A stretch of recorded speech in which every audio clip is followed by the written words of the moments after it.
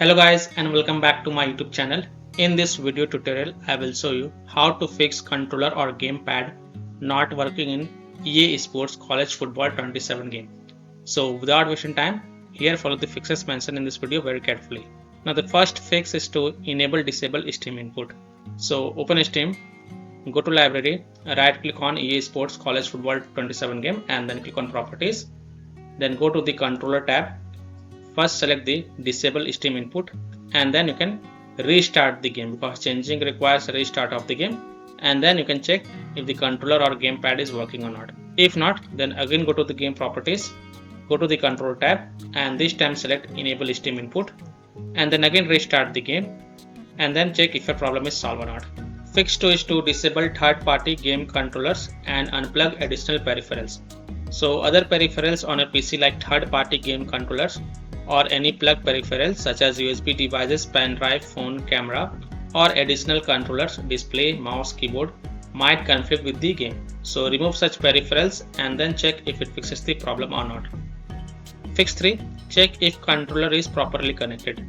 So check and make sure that your controller is connected properly to your PC.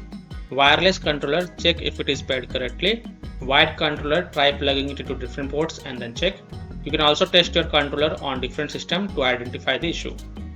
Fix 4. Use a wired controller. This is an alternative solution.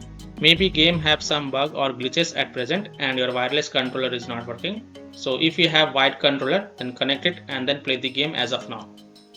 Fix 5. Press the Alt plus Enter keys.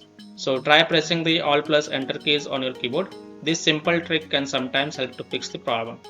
Now check if the controller or gamepad is working in EA Sports College Football 27 game or not.